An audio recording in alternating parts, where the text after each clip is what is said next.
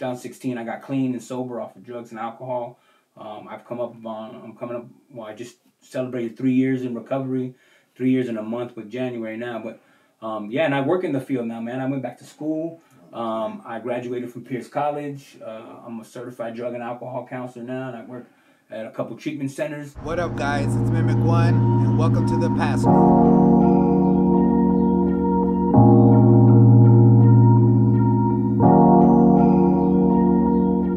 What up, everybody? Welcome to the Past Group. I'm Mimek One, your host for the day. You're probably gonna get used to me little by little. But today we have a special guest for you tonight. I'm very excited about my boy here today. I'm gonna let him introduce himself. What's going on, y'all? Nome One in the building. What up, no, man? So first off, bro, thank you for stopping in, man. Absolutely, man. Like Anytime. I said, I'm pretty excited to hear about your story and about how you overcame this part of life. I don't think it's everybody's life, bro, but just like that separation, you know. As right. y'all know, the Past Group stands for Parents Against Separation Stress, and that's what we're gonna talk about, bro. That's right. If you could speak on it, man, how did your separation go, man? Without getting into too much detail, obviously, if you don't want to share some certain things, but just in general, man, how did that happen? Well, first of all, man, I thank you for having me as well, and you know, I'm an open book, man. I share my story as only I can because it's my story. You know what I mean? I think the main focal point of my separation was drug addiction, man. I was heavy into drugs for a long time. I was married to my wife at the time. I have 3 kids. She's the mother of all 3 of my kids. And we struggled, man. We struggled for a long time at the beginning of our relationship all the way up to the end. You know what I mean? Like I said, drug addiction had a big part to play in that. And it wasn't up until about 2008 when we finally went our separate ways. From that point forward, man, all the way up until 2016, man, I was an absent father. I blamed everything on her. You know, I ran amok with my addiction. I was running the streets of Pacoima like mad. It was nuts, you know? So, you know, that separation hit me really hard, you know? Man, I mean, wow. A lot of questions that I was just bursting out to just try to cut you off and ask you so many questions. Yeah. You talked about drug addiction was a focal point of the separation that probably caused it. Right. A question real quick, man. How long were you guys together before you had your first child? Let me see. We got together in 2003. So my oldest is biologically not mine. She was 1 when I met my ex-wife. She was 1 year old. But I raised her as my own. Like, you know, I love her like she was mine. I mean, she is mine. She's my daughter. Mm-hmm. But we were only together, I don't know, man, 6 months when we found out she got pregnant with my middle daughter. Your middle daughter. Yeah. And so you already came into the relationship with that perspective of being a fatherly figure in a sense. So you were in it like from the very beginning, and so you had your second child, and you had your third child.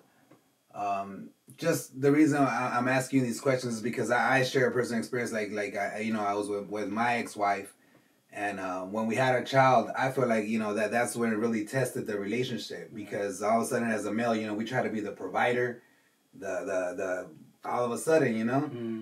And then we had our second child, and that's what I think that really put the burden on everything. Like, really, we already had a child and another child. Yeah. So you going into it with 3 children, I can see how it took a toll, man. Yeah. And then like when you drop that drug addiction, I mean, it just, when we're in that status where we try to find a place, to find ourselves and get back together, and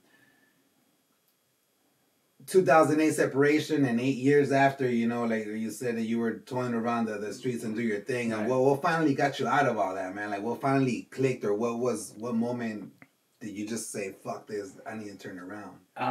Man, it was basically the kids and just looking in the mirror, man. Like, if you would have known me back then, you could just tell. Like, I swore I looked good, you know what I mean? Like, I'm walking around thinking I'm looking fly, but everyone around me obviously knew, and I thought I could hide it so well. But yeah, it was just looking in the mirror and the disappointment with my kids, man. Like I said, because there were moments when I would drive by their house, knowing they're home, that I can spend time with them, but I would rather go to the Connects pad and score and then go home and use and cry about not being with my kids. So all that was building up, and I'm like, dude, what the fuck am I doing? You know what I mean? So yeah, it wasn't up until mid-November 2016 when I decided I need to get some help, man. And that's when I checked myself into rehab and got myself together, you know.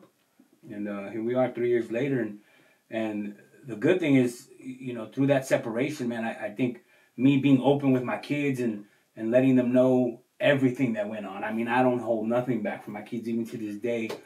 Our bond now, man, is so much tighter. We just get along great. I mean, I love it. I love spending time with my kids now, and you know, unfortunately, you know, their mother's not doing so well now, and I'm thankful that I got my shit together so that I could provide for them and be that figure that they need, you know. So you could be that support right there, right? Right. Yeah, that's one key element. I mean that I try to preach and or practice. You know, every time I say something, I say I'm not gonna say it unless I remember what I said and then try to do what I said. You know what I'm saying? That's always trying to practice that, and I always thought about that. Each household has to have a strong person in the household, because that's what the kids are looking up to, and like you said, that you're thankful that you got it together, so then you're able to support her if she's going through the rough right now, and understand that this is forever, right? I mean, do you feel like the separation, as in general, was a path or something in your life that helped you better yourself within, like your own person? And if so, what things did you do? I mean, somebody out there listening to your story might want to know, what can I do if I'm in that position that he was in? Well, looking back, man, you know, just a little quick backstory. Like when we were together, even with the middle child and my son, like I was still providing. I was doing what I had to do. And it wasn't so much the family aspect that separated us; it was the drug addiction. You know what I mean? Because we were both using. And what I did, man, I started to love myself, man. I think that's really the biggest deal, is knowing my worth, knowing that how she loves me or what I'm doing doesn't define who I am, and I didn't know who I was the whole time. Now, if I ever get into a new relationship, because I took time out to find myself, like I'm gonna be, you know, I consider myself a catch, man, because I've gone through so much shit that I know what not to do and what to do, and what I'm not gonna put up with anymore. You know what I mean? Because I put up with a lot of shit dealing with my ex and the craziness that went around the drug addiction in the family. You know. So, drug addiction, man, the focal point of your separation. 8 years to get back in contact with your children. What happened during those 8 years? Were you totally away from them? Were you making attempts, and then she was just seeing your situation, didn't let you in? What? How do you gain them back? Well, that's a good question.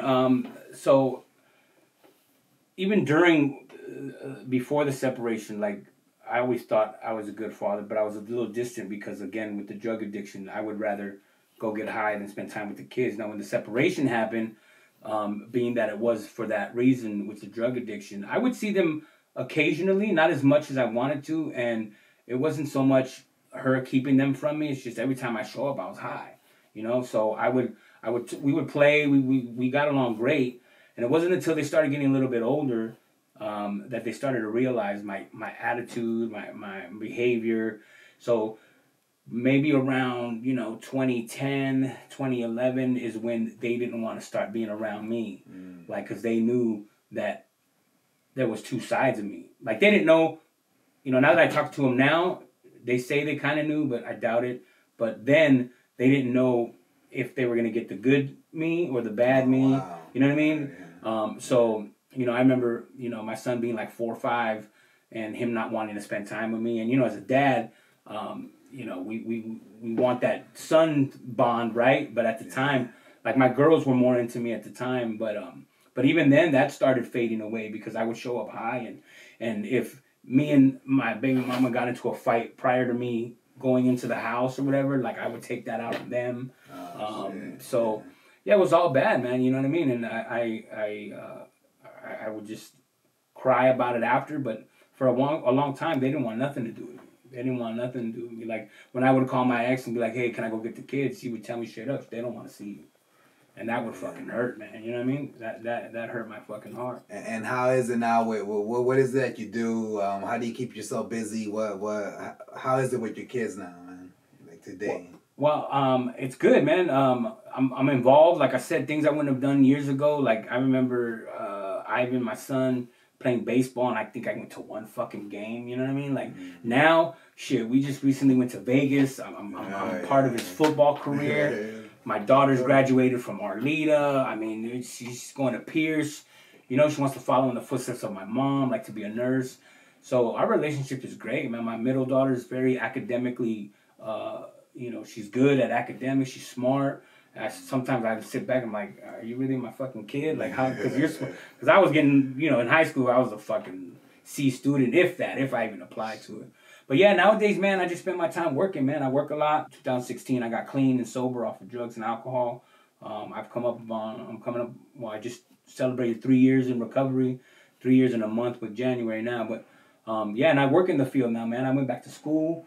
I graduated from Pierce College. I'm a certified drug and alcohol counselor now, and I work at a couple treatment centers. Awesome, so bro. Not only am I giving back to my kids, I'm giving back to people that didn't have an outlet when I was using, you know what I mean? And that's the main reason why I got into it.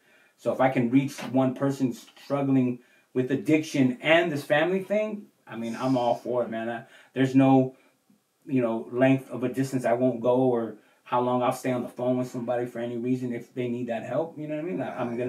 I'm gonna do that, because I know when I was struggling, I didn't have anybody to turn to, you know what I mean? So, and that's what I'm teaching my kids now. And I'm telling you, our relationship is great. I talk on the phone almost every day with them. I see them as often as I can. You know, we don't live as close as we used to, but I make it a point to see them all the time. Even if it's, let's go to Norm's, you know what I mean? Let's go eat. Let's just talk. Tell me how you're doing, you know? And now it's, I mean, people look at us and I've been told by my daughter's friends, even my son's friends, that they envy the relationship that I have with my kids. Oh, wow. And that's a fucking blessing. Wow, bro. Because back in the day, they wouldn't want nothing to do with this type of relationship, you know? Man, and that just, again, man, it just shows the willingness of a person that's, it doesn't matter how long it takes, man, if you keep working and pushing and look for that help, like you said, be ready to ask those questions. I mean, what you can achieve, man, that's incredible, bro. Yeah, it's never too late, man. I'm 4 years old, man, so if my old ass could do it and the shit that I've been through, anybody can do it. That's what I'm preaching right now, brother. Yeah. Hell yeah, anybody can do that. Fuck, bro. That just puts it in full circle with me, man. If I could just kick a quick little fucking history lesson real quick. Nome is a fucking rap artist, man, you know, and he dropped vinyl back in fucking 01, 02. Right. I'm looking through it. Found this vinyl. I didn't know him till like this year. This is the first longest conversation we ever had. Yeah, we've seen each other at shows and stuff. Right. Bumped into each other, a small ass world. But I wrote my first rap verse that I performed at shows, Backyard Boogies ever, to one of his instrumentals, man. That's awesome, dude. That's a full circle for me, man. And that's right here, we're out here teaching and preaching, bro. You know, that's what we have to do. Just let out that, share that experience, man, with what you're doing with the counseling and the drug addiction and helping others and whatnot. You went through that experience. You can speak on it on your behalf.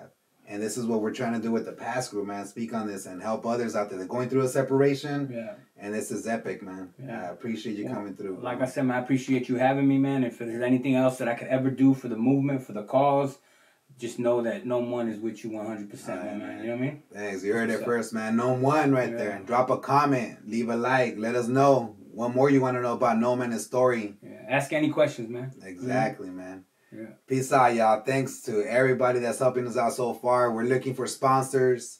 Thanks to, I suppose, Truth Records for already making this happen. Yeah. And thank you very much for coming through. Man. God bless you, man. Appreciate you, though. God bless. All right.